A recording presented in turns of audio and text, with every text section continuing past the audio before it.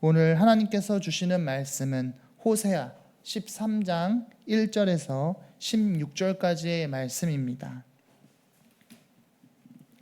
호세아 13장 1절에서 16절까지의 말씀입니다. 제가 가지고 있는 성경으로는 구약성경 1267페이지에 있습니다.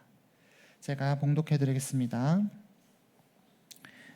에브라임이 말을 하면 사람이 떨었도다. 그가 이스라엘 중에서 자기를 높이더니 바알로 말미암아 범죄함으로 망하였거늘 이제도 그들은 더욱 범죄하여 그 은으로 자기를 위하여 우상을 부어 만들되 자기의 정교함을 따라 우상을 만들었으며 그것은 다 은장색이 만들었거늘 그들은 그것에 대하여 말하기를 제사를 드리는 자는 송아지와 입을 맞출 것이라 하도다. 이러므로 그들은 아침 구름 같으며 쉬 사라지는 이슬 같으며 타작마당에서 광풍에 날리는 쭉정 같으며 굴뚝에서 나가는 연기 같으리라. 그러나 애굽 땅에 있을 때부터 나는 내 하나님 여호와라. 나밖에 내가 다른 신을 알지 말 것이라. 나 외에는 구원자가 없느니라. 내가 광야 마른 땅에서 너를 알았거늘 그들이 먹여준 대로 배가 불렀고 배가 부르니 그들의 마음이 교만하여 이로 말미암아 나를 잊었느니라. 그러므로 내가 그들에게 사자 같고 길가에서 기다리는 표범 같으니라. 내가 새끼 잃은 곰같이 그들을 만나 그의 염통 꺼풀을 찢고 거기서 암사자같이 그들을 삼키리라. 들짐승이 그들을 찢으리라. 이스라엘아, 내가 패망하였나니 이는 너를 도와주는 나를 대적함이니라. 전에 내가 이르기를 내게 왕과 지도자들을 주소서 하였느니라. 내가 모든 성읍에서 너를 구원할 자 곧 내 왕이 이제 어디 있으며 내 재판장들이 어디 있느냐. 내가 분노함으로 내게 왕을 주고 진노함으로 패하였노라. 에브라임의 불의가 봉함되었고 그 죄가 저장되었나니 해산하는 여인의 어려움이 그에게 임하리라. 그는 지혜 없는 자식이로다. 해산할 때가 되어도 그가 나오지 못하느니라. 내가 그들을 스올 권세에서 속량하며 사막에서 구속하리니 사막아, 내 재앙이 어디 있느냐. 스올아, 내 멸망이 어디 있느냐. 뉘우침이 내 눈앞에서 숨으리라. 그가 비록 형제 중에서 결실하나 동풍이 오리니 곧 광야에서 일어나는 여호와의 바람이라. 그의 근원이 마르며 그의 샘이 마르고 그 쌓아둔 바 모든 보배 그릇이 약탈되리로다. 사마리아가 그들의 하나님을 배반하였으므로 형벌당하여 칼에 엎드려질 것이요 그 어린아이는 부서뜨려지며 아이벤 여인은 배가 갈라지리라. 아멘. 오늘 호세아 13장의 말씀을 가지고 우상 숭배의 두 종류라는 말씀으로 은혜를 나누고자 합니다. 오늘 말씀을 통해서 우리 안에 있는 우상을 점검해 볼 건데요. 그 우상이 어떻게 생겨났는지, 그리고 그 우상이 어떻게 우리를 하나님으로부터 멀어지게끔 하는지 살펴보려고 합니다. 이 시간을 통해서 우리 삶에서 나타나는 우상들을 끊어내고 하나님께로 돌아가기로 결단하는 우리 성도님들이 되시기를 소망합니다. 오늘 본문 말씀을 통해서 알 수 있는 첫 번째는 합리적인 것이 우상이 될 때가 있다는 것입니다. 호세아는 당시 북이스라엘의 지도자 역할을 맡았던 에브라임 지파가 북이스라엘을 우상 숭배로 몰아갔음을 고발하고 있습니다. 이 에브라임은 이스라엘이 북이스라엘과 남유다로 분열된 후 북이스라엘을 이끄는 지파가 되었습니다. 에브라임의 출신인 여로보암이 처음 북이스라엘의 왕이 되었죠. 이스라엘이 두 나라로 분열된 이유가 솔로몬 말년 그리고 그의 아들 르호보암의 마음이 하나님을 떠났기 때문입니다. 열왕기상 11장 11절부터 13절을 제가 읽어드리겠습니다. 여호와께서 솔로몬에게 말씀하시되 내게 이러한 일이 있었고 또 내가 내 언약과 내가 내게 명령한 법도를 지키지 아니하였으니 내가 반드시 이 나라를 내게서 빼앗아 내 신하에게 주리라. 그러나 내 아버지 다윗을 위하여 내 세대는 이 일을 행하지 아니하고 내 아들의 손에서 빼앗으려니와 오직 내가 이 나라를 다 빼앗지 아니하고 내 종 다윗과 내가 택한 예루살렘을 위하여 한 지파를 내 아들에게 주리라 하셨더라. 아멘. 여기서 하나님께서 빼앗아서 내 신하에게 주리라 말씀하셨던 그 이가 바로 여로보암입니다. 여로보암은 왜 하나님께서 솔로몬과 르호보암에게서 나라를 빼앗아 자신에게 10지파를 주셨는지 잘 알고 있었을 것입니다. 하지만 여로보암은 북이스라엘이 왕이 된 후에 백성들에게 금송아지를 숭배하게 하였습니다. 솔로몬과 르호보암에 지었던 죄를 반복했던 것이죠. 그가 생각하기에 금송아지 숭배가 곧 자신의 왕권을 강화시킨다고 믿었기 때문입니다. 눈에 보이지 않는 하나님을 믿는 것보다 눈에 보이는 우상을 만들어 그것을 숭배하게 만든다면 자신의 왕권이 강화될 거라고 생각했던 것이죠. 이 여로보암은 이것을 합리적인 것이라고 판단했을 것입니다. 그 후에 북이스라엘은 계속해서 우상 숭배가 끊이지 않게 되었는데요. 안타까운 것은 하나님의 심판으로 인해서 왕조가 바뀜에도 우상 숭배가 계속되었다는 것입니다. 이렇게 북이스라엘의 우상 숭배가 끊임없이 이어지는 이유는 무엇일까요? 우리가 역사를 돌아보면 우상 숭배는 하나님께서 싫어하신다는 것을 쉽게 알 수 있을 것입니다. 그러나 북이스라엘 왕들은 그것을 주목하지 않았죠. 심지어 심판의 도구로 사용됐던 왕들조차도 우상 숭배를 하게 됩니다. 그들이 우상 숭배를 하게 된 이유는 그것을 합리적이라고 판단했기 때문이죠. 볼 수 없고 만질 수 없는 하나님보다 볼 수 있고 만질 수 있는 우상이 자신들의 왕권을 더 강화시킬 수 있다고 생각한 것이죠. 이렇게 사람들은 합리적인 선택을 하고 싶어 합니다. 그것이 자신의 유익을 이끌어낼 수 있다고 생각하기 때문이죠. 그래서 당장 내 눈앞에 있는 결과라든지 내가 만질 수 있고 내가 느낄 수 있는 성과를 찾아가는 연약함이 존재합니다. 그래서 볼 수 없고 만질 수 없는 하나님보다 내가 내 눈앞에 있고 내 손으로 만질 수 있는 우상을 만들어내곤 하죠. 그 예시가 시내산에서 모세가 하나님의 말씀을 들으러 올라갔을 때 이스라엘 백성들이 금송아지를 만든 것이 그 예시로 있습니다. 출애굽기 32장 4절에서 5절을 제가 읽어드리겠습니다.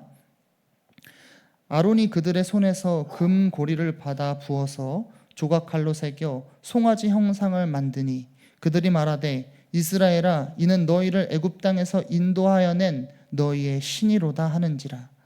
아론이 보고 그 앞에 제단을 쌓고 이에 아론이 공포하여 이르되 내일은 여호와의 절이니라 하니.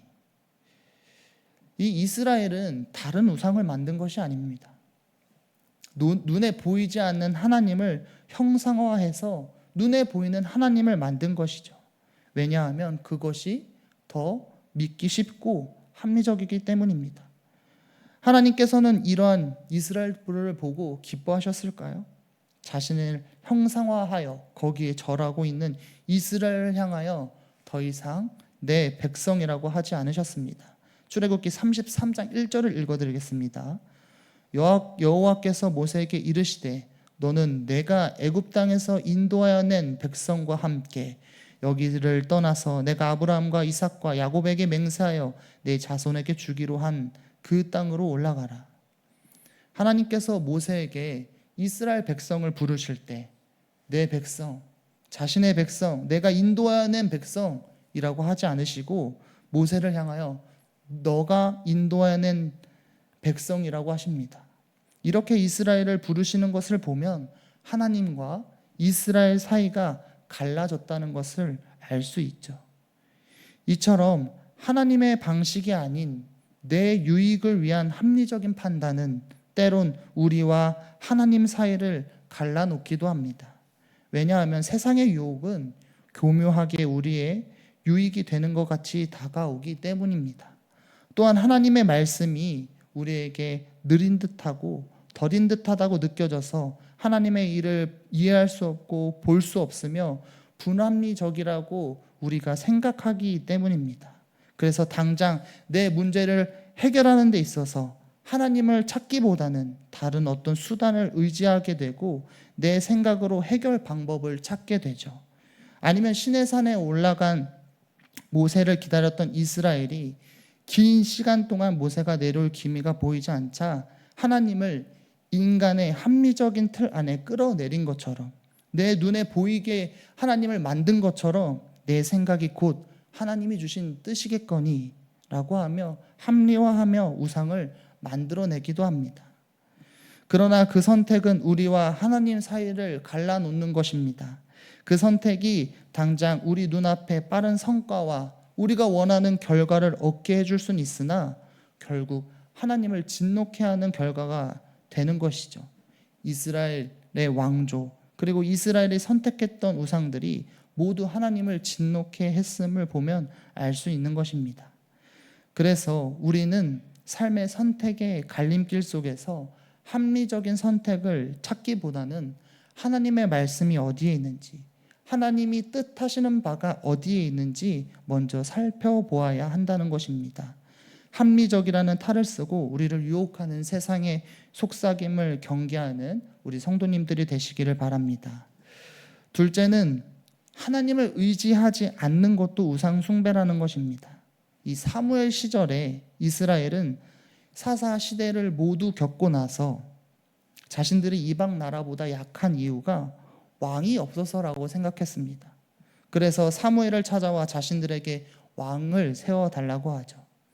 이 사사 시대의 역사적 흐름이 어떻게 되는지 우리 성도님들도 알고 계실 것입니다. 하나님을 배반하고 하나님께 도움을 구해서 하나님께서 구원하시면 또 평화의 시간이 찾아옵니다. 그러나 이스라엘 백성들은 다시 하나님을 배반하게 되죠. 이 역사 흐름이 이 사사기 시대의 흐름의 전부입니다. 그런데 이 역사의 끝의 결론이 하나님이 아닌 사람에게 의지한다는 것입니다. 얼마나 안타깝고 미련한 선택일까요? 그렇지만 하나님께서는 그들의 생각을 들어주십니다. 사무엘상 8장 7절에서 8절입니다. 여호와께서 사무엘에게 이르시되 백성이 내게 한 말을 다 들으라. 이는 그들이 너를 버림이 아니로 나를 버려 자기들의 왕이 되지 못하게 함이니라. 내가 그들을 애굽에서 인도하여 낸 날부터 오늘까지 그들이 모든 행사로 나를 버리고 다른 신들을 섬김같이 내게도 그리하는도다. 하나님께서는 그들에게 왕의 제도가 이스라엘에게 어떤 결과를 가져올지도 알려주셨는데요. 그 내용은 왕이 이스라엘을 압제할 것이며 왕의 죄로 이스라엘의 전체가 책임져야 한다는 것이었습니다.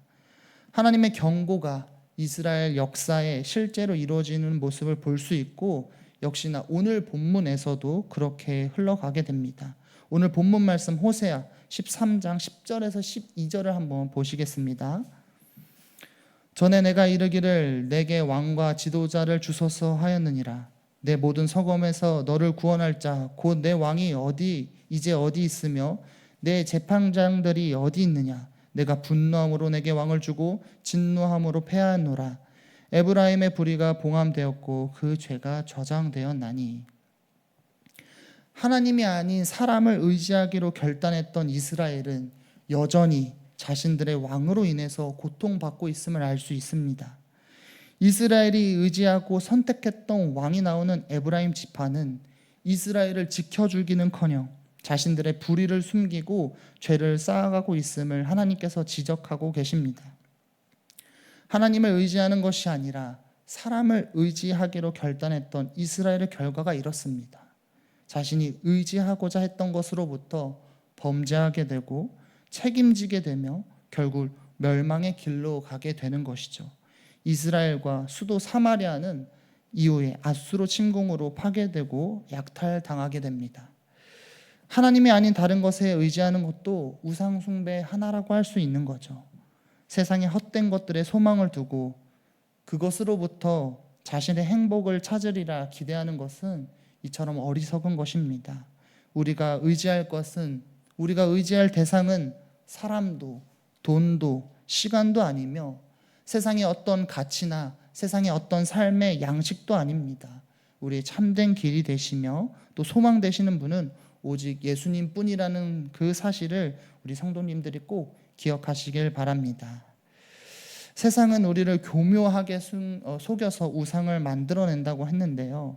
우리의 욕심, 두려움, 기대, 헛된 희망 등을 이용해서 우상을 만들게 합니다.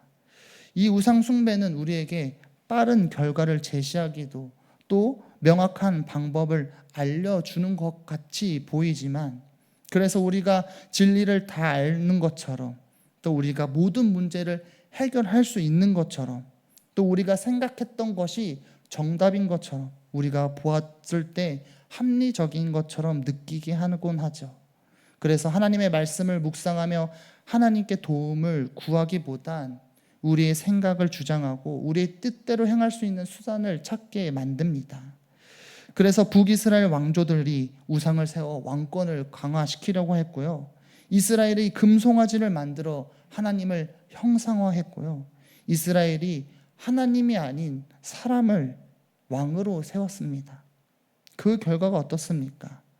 자신들이 만든 우상을 의지하고 또 그 우상으로 말미암아 멸망의 길을 걷게 되었죠. 만일 우리가 그들의 행보를 따라한다면 같은 결과를 보게 될 것입니다. 그러니 성도님들, 오늘 말씀을 교훈 삼아서 우리 삶 가운데 교묘하게 들어와 있는 우상들을 찾아내 끊어내시기 바랍니다. 교묘하게 합리적인 것처럼 내 자리에 자리 잡고 있는 우상들, 교묘하게 하나님보다 내가 다른 것에 의지하게 하는 그 우상들을 모두 끊어내고 우리의 진정한 진리 되시며 소망 되시는 하나님을 섬기는 우리 수표교 교회가 되기를 간절히 소망합니다. 우리 이 시간 다 함께 기도하시겠습니다.